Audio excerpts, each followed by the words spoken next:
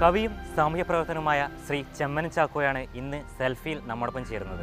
ആരൊരാളധികാരപ്രാപ്തനാകുന്നു, വേഗം ആരാധനയ്ക്കായി ചുറ്റുമാളുകൂടുമെൻ നാട്ടിൽ. അധികാരിയാണെങ്കിൽ വീൺവാക്കുച്ചരിച്ചാലും തിരുവായി മൊഴിയാക്കും പത്രങ്ങൾ വാഴും നാട്ടിൽ. എത്രയോ പെരുമാക്കൾ ശങ്കരാചാര്യന്മാരും എത്രയോ തുഞ്ചന്മാരും അത്രയും കുഞ്ചന്മാരും. എങ്ങനെ മാഷെ, എന്തൊക്കെയാണ് തെരഞ്ഞെടുപ്പിനെ നോക്കിക്കാണുന്നത്? കാഴ്ചപ്പാടുകൾ എന്തൊക്കെയാണ്? പാർട്ടി എല്ലാം ദുഷിച്ച് ഇന്ന് ഒരു പാർട്ടിക്കും അതിൻ്റേതായ ആദർശത്തിൻ്റെ വിലയില്ലാതായി കഴിഞ്ഞിരിക്കുന്നു.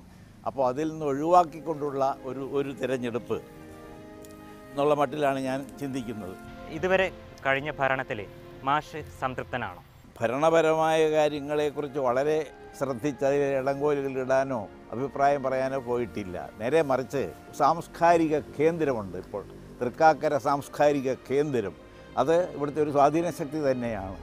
അങ്ങനെയുള്ള ആ സാംസ്കാരിക കേന്ദ്രത്തിൻ്റെ വിത്തിട്ടത് ഞാനാണ്.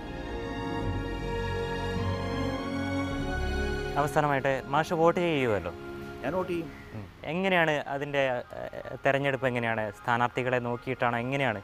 എൻ്റെ പരിചയത്തിൽ നോക്കിയിട്ട് ഇയാളെ ഈ മനുഷ്യനെ തിരഞ്ഞെടുത്താലാണ് ഈ നാടിന് ഏറ്റവും ഗുണമുണ്ടാകുന്നത്, അല്ലെങ്കിൽ അയാളെയാണ് മാതൃകയാക്കാവുന്നത് മറ്റുള്ളവർക്ക്. രാഷ്ട്രീയക്കാരൊക്കെ മാതൃകകളാവും വരുമ്പോൾ. അപ്പോൾ ഈ മാതൃകയാക്കാനായിട്ട് നിൽക്കുന്നതിൽ ഏറ്റവും പറ്റിയ ആളാരാണ് എന്നുള്ള ആ വ്യക്തിപരമായ നന്മയ്ക്ക് മുൻഗണന കൊടുക്കുക എന്നുള്ളതാണ് എൻ്റെ സമീപനം എന്ന് പറയാം. വളരെയധികം നന്ദി. വളരെ സന്തോഷം നിങ്ങൾ വന്നതിൽ.